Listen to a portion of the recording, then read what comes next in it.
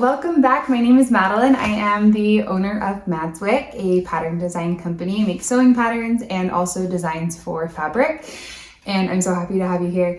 This is just my sewing podcast where I talk about all the things I've been making this past month. It's been about a month since my last episode. And I'm just going to share with you all the things I made, all of the things I'm currently working on. And sometimes I talk about acquisitions. We'll see if we get to that today. So let's start off with what I'm wearing.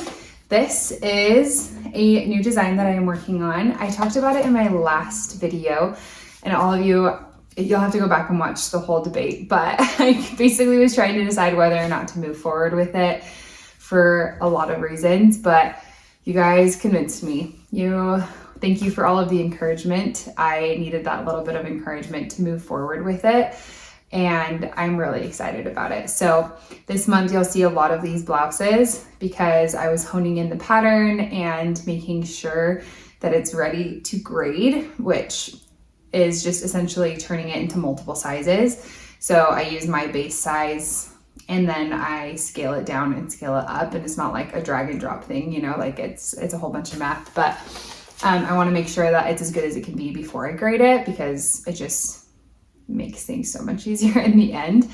But anyway, I'm really excited. So this is like the 3/4, almost full length sleeve, and I love it. I wasn't sure if I was going to add like multiple view options. The original is a short sleeve, which I love, but because we're going into fall, I was trying to decide what else I wanted to add to it. I wanted to make sure that we had a longer sleeve option, kind of a transitional piece. And this one I literally just finished today. So it's hot off the press, but I think this one is my favorite one so far. I love the sleeve length, and this fabric is the perfect weight. You need a lightweight fabric for this because of the detailing on the neck and sleeves. You do some gathering. I have done some mid-weights, so I'll show you those in a minute. And they are beautiful, but just harder. So not bad, just harder to get the detail to look clean and lay flat. So anyway, it's a really simple blouse though. I am gonna include instructions, I believe, for French seams. Still on the fence about that because that does increase the level of difficulty, but I do think it's a nice option. So I'm trying to decide, let me know what you think. I'm trying to decide if I should have the instructions for it just to be so normal with like a zigzag or serge to finish the seams, or if I should include the instructions for French seams, or because this pattern would be really nice. I've done most of them with French seams, but I've also done it. This one I did with just a serged seam. So let me know what your opinions are on that because I want it to be a beginner friendly blouse, but I also want to give that information because I think that this is like the perfect candidate for French seams.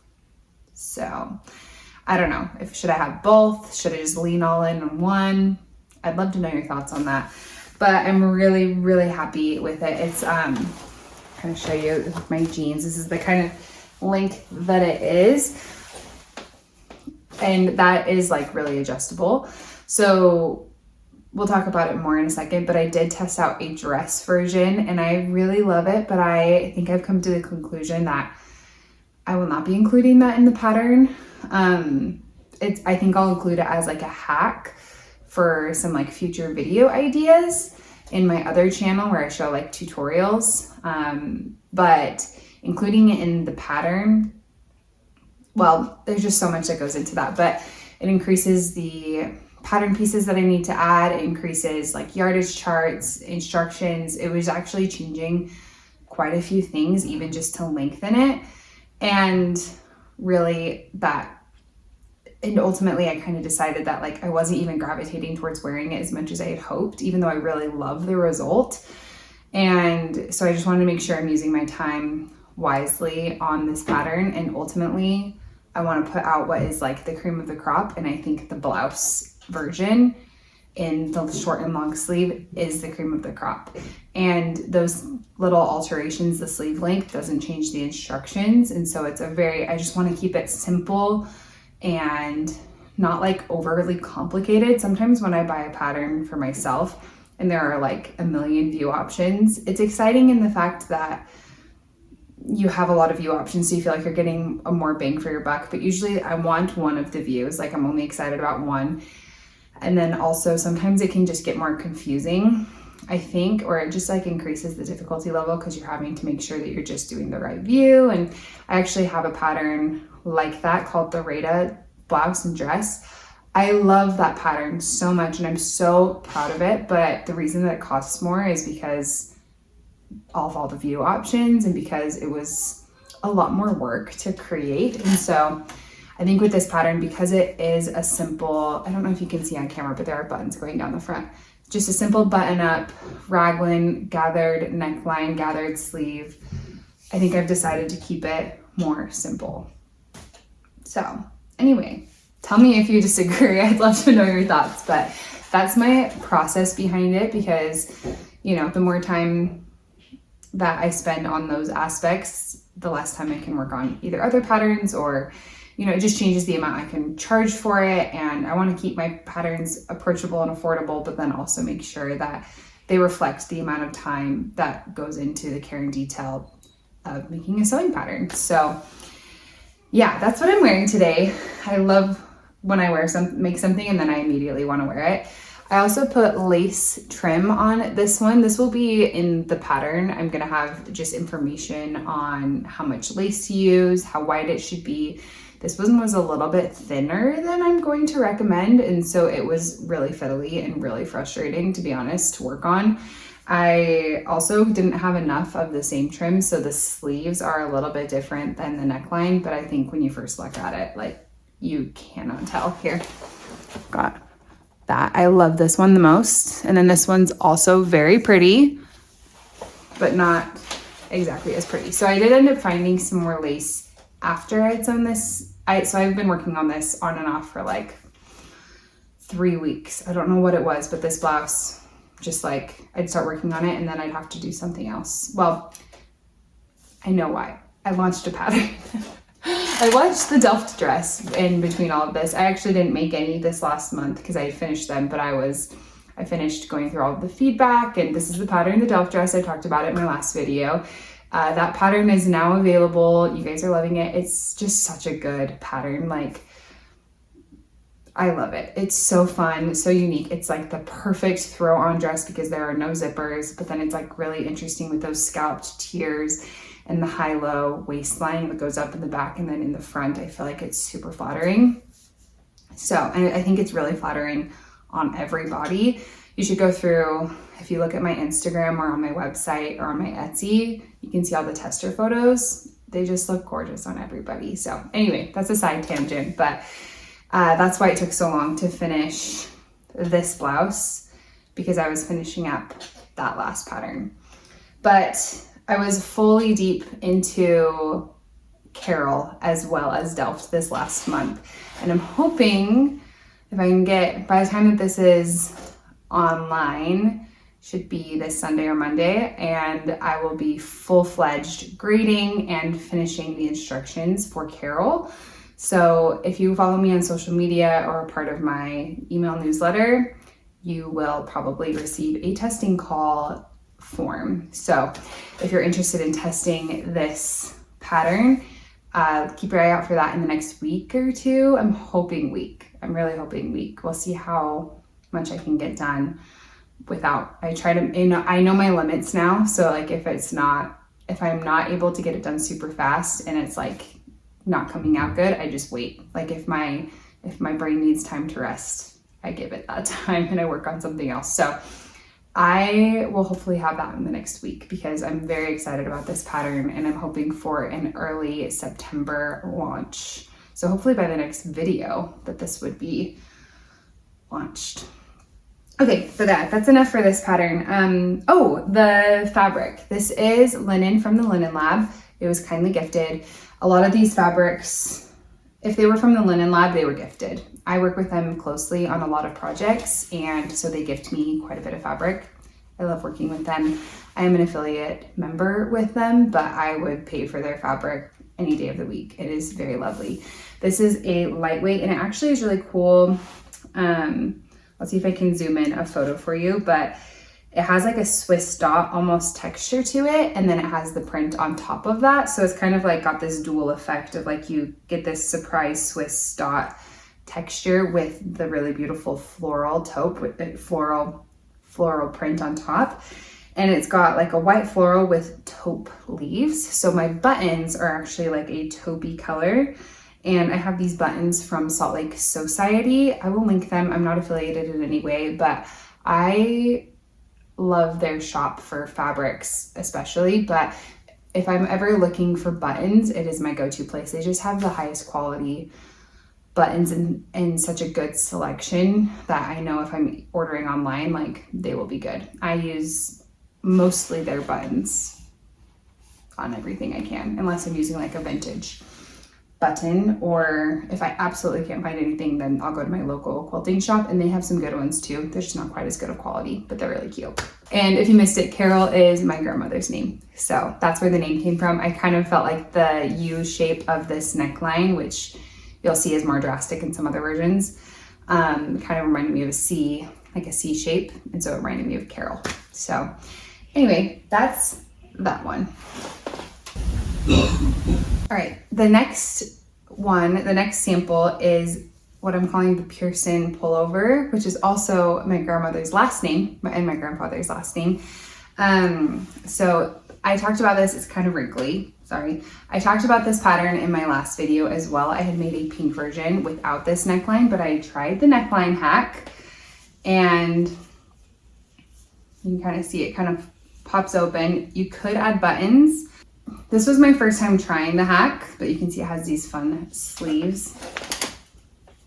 They look a little funky right there because it needs to be washed. But I have been wearing this so much, even though honestly this color is just not my color. I still really love it. This is cotton French terry from Lyrical Fabrics. I purchased this and it's also with their ribbing. It's the matching ribbing. I love buying knit fabrics from them because they almost always have a matching rib. And I've had just such good experiences from Lyrical. I've also purchased wovens from them and they've been lovely, but I feel like they are extra good at knit fabrics. So this is the Pearson Pullover. The only things I really want to change is I'm going to just adjust this collar. It kind of pulls in the back. It needs to be a little bit wider. I also had some suggestions when I posted on my Instagram reel to lower this a little bit. And I'm going to try it, but part of me actually really likes where it's at. I don't know if I just had it like pulled up a little bit in the video, because as I'm wearing it, I'm like, I don't know if I want it much lower because it really like comes down to like my middle chest. So I really, really love this. I'm moving forward with this pattern. This was a pattern that I had made 3 years ago and I basically wear all the time, but I had kind of worried it was too simple based on the patterns I was releasing at the time, but I realized no, like we need more good simple patterns out there in the world, and this is one of them. So this is the Pearson Pullover. I love this one. Yeah, I'm really happy with how this turned out. Definitely has some work to be done. Like this is not a perfect sew. Like just how I want to finish the neckline and a few things like that definitely could use a little bit of work. But, and like right here, you can kind of see the stitching just got a little wonky. So I have to do some honing in on this pattern before I will grade it, do all of the pattern instructions and things like that. But this is a pattern I'm hoping to release this year, hopefully in the fall, winter time, because it's such a good one. I really love it. All right, and then this one I'm really excited about. I have a whole other video tutorial on this on my other channel. Like I said, that channel is all like my tutorials. And this is based on my pattern, the Beth Blouse, but I removed the collar. So it's the same sleeves, it's the same blouse. I removed the collar and then I added a drawstring right here. You can see, and it's on the inside. So there's like a binding on the inside. And then I added a waist tie. I think this is the most beautiful blouse. I added scallop stitching to the sleeves and to the hem. I love this blouse so much. I feel like I've always really loved 1940s and maybe I'm wrong on this, I'm not a historian, but it gives me those vibes of like a 1940s blouse. Anyway, I really love this with jeans. I think it's really beautiful. And it's made out of a linen viscose or rayon. Also from the Linen Lab, they kindly gifted this to me. And I'm gonna be so for real with you right now. I have never been a huge fan of rayon. I've always kind of had feelings about it of like, oh, I don't know. It's a semi-synthetic, so it's kind of on the border of like, I prefer natural fibers, but some semi-synthetics can be good. And they sent it to me and I was like, oh, I don't know. It came kind of stiff. And then I washed it and oh my gosh, it has the prettiest drape. It's so soft. It's so nice. It has the benefits you love of linen, but then with the rayon adding a little bit of an extra drape. And I liked it so much that we actually are printing some of my designs on it. I actually believe, yeah, it's already available, one of them. So it's called Mirrored Canvas, which I used for my latest Delft dress. I had printed that at Spoonflower just because I was kind of sampling the scale and a few things, and I made some changes to that actual print. But the Linen Lab went ahead and printed it in 2 different colorways, and they did it on this fabric. So this is a dead stock fabric that they had. It's just sitting there trying to sell.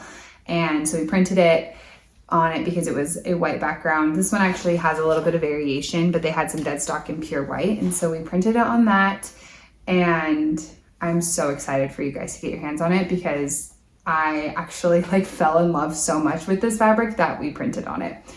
So it was a dream to work with. It was really, really, really satisfying, and I think it turned out really well. So anyway, there's that information. But this was, I have a full tutorial on how I did this too that I will link below if you want to copy me. Here is my Carol dress.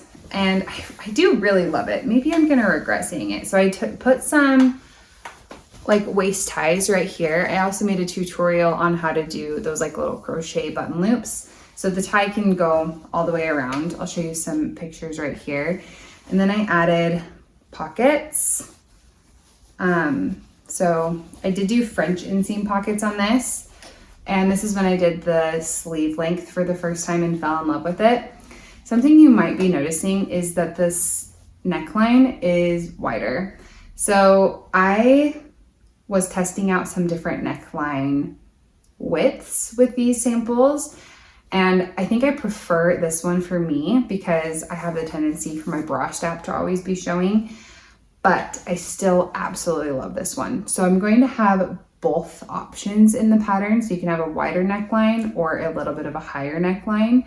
And all that really changes in the pattern actually is just the bias binding. So I'm excited to have both of those options available in the pattern for people who may want a wider neckline or a little bit tighter neckline. I think both are so beautiful and I still wear this, but I do think that that's part of why I don't wear it as much, is just because I'm like, oh, like when I'm wearing my, like when I'm out with my kids, I'm just like worried about my bra strap showing sometimes. So I love this though. It is made out of a linen cotton twill, also from the Linen Lab. And you can see this one's a little bit thicker of a fabric. I don't think I've ever worked with such a luxurious fabric. I'm going to be buying a pair more of this for myself too. I think I want to make the daughter Judy her new shorts pattern. I think I want to make that. I originally got it for the painter jacket, so I think I might just have like a full collection in this because it's my favorite. I think it's like the perfect color. It's the perfect weight. It's a linen cotton twill. It has the prettiest drape while also having structure. I'm obsessed. So I will be doing that. But these, I used some tortoiseshell buttons. That was from my local quilt shop. Really love that. And I really love how this turned out. So this is your time. If you think I need to add the dress to the pattern, let me know.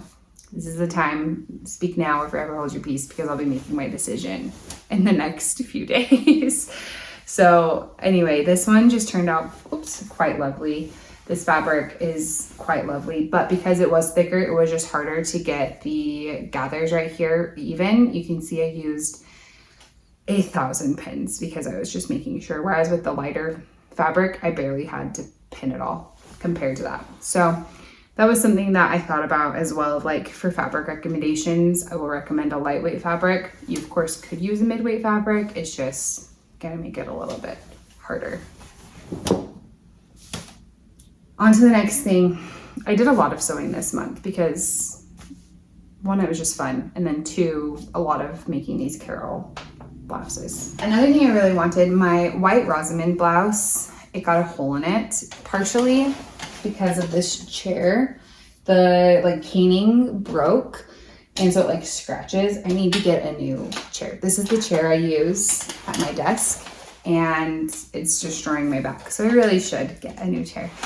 But anyway, it was made out of an old bed sheet, and it was threadbare already to some extent, but it was just the only fabric I had that would work. And so I made it out of that. It was really pretty, but it got a huge hole in the back and you couldn't make it up. And so I decided to remake that because I just wanted one in my wardrobe.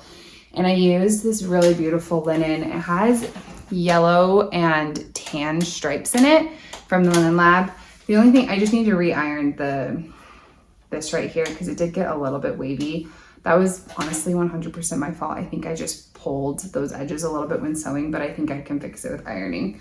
But I love the Rosman blouse. I think it's one of my favorite patterns that I've ever made. Everybody that makes it is like, that was so satisfying to sew, and I loved sewing it. And that's exactly how I feel. I feel like it's just one of the most satisfying sews. You also don't have to do buttonholes because you make these rouleau loops. Anyway, I love sewing this blouse, and so that was just like a fun project. Yeah, so I think this one turned out really well. The only thing, like I said, is I just need to re-iron that right there. That was made out of 100% linen from the Linen Lab, once again. I promise I shop other places, but this was a very Linen Lab heavy place because the projects just worked out perfectly for that. Now, this was my other short-sleeved Carol. And once again, this one had the wider neckline. I wore it yesterday and loved it. It was so cute. I wore it with my like natural colored Dawn jeans from Megan Nielsen. That pattern is so good. I made it, funnily enough, I made those jeans and then I found out like a week later that I was pregnant with my third. So then I put them away in my closet and I just like haven't ventured to try them on since. And they're definitely a little snug in the waist area. I don't think my waist will ever be as small as it was before. And that's just great. But I wore this with those jeans and I had made the cropped length, so they were almost like capris. And I wore them with my leopard Paula babies from Cezanne. I felt so pretty. We were going back to school shopping for my kids, but I just felt so me. This is my favorite color.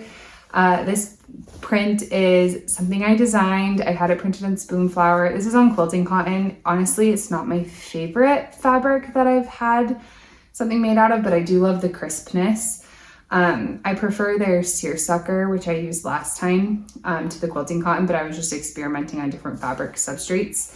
Currently this print isn't available. I'm hoping to get it available soon, because I think it's so good and it looks so good with this blouse. But yeah, like I said, this one has the wider neckline and I loved wearing it. The only thing was I wear like a fanny pack across my chest when I'm going around with my kids, and it just kept pulling a little bit to the side so you'd see my bra strap. So that's the only thing I would change about this, but I still love it. And I think especially if I wasn't like wearing my fanny pack, it'd be just fine. So like I said, the pattern's gonna have both options. It's gonna have the smaller neckline and the wider neckline. I use these gorgeous like tortoiseshell buttons, and I've got the sleeve exactly where I want it. I just love this one. I actually recorded the video tutorial for this pattern because I already have the instructions written with this. And so yeah, you will see this one in that video tutorial, but I love it. It's, yeah, apart from it being quilting cotton, so it's a little bit on the stiffer side, I think it's like perfection. That is it for finished objects. So I had the 5 things, and then I have a few whips. You might have seen some of these before. I think I mentioned this one in my last video. In fact, I think it's in like the thumbnail. But this is my Zamora skirt that I'm working on, and you can't really tell in here, but I was practicing for a video tutorial, to show you guys how to add inseam pockets to the Zamora skirt pattern. The Zamora skirt does not have pockets, and there are many reasons for that. Number one being, I don't think there should be pockets in the pattern. And I know some people disagree with me on that. I get plenty of messages of like, hey, how do I add inseam pockets? And why aren't there inseam pockets in this pattern? And the reason is, I just don't think that the pattern thrives with the pockets. Because of the top tier, it's not tight, but it's not super loose. Like there's ease, but it's not like this huge billowy skirt. I think that it adds bulk to your midsection, as well as it interferes with the pin tucks on that top tier. You don't want the pockets to be in the pin tucks. It just makes it bulky and not good, right? And so I intentionally left the pockets out of that pattern because I didn't think it was a good idea. So that was my personal opinion, but I understand that people like having pockets in skirts, and I've had so many requests over the years for a tutorial for that.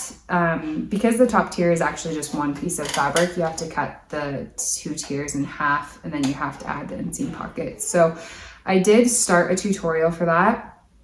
And so I technically made the whole tutorial for it. I just need to finish editing it, but I haven't finished making the 2nd tier just to finish the skirt.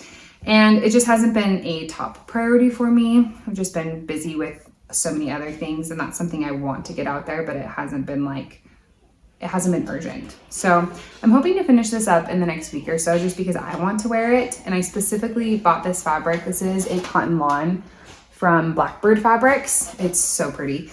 I specifically bought it for the Maggie cardigan that I am making. I'll show you guys that in a minute, to make as like a whole outfit. And I think it's gonna be really beautiful. I had hoped to have it done in June.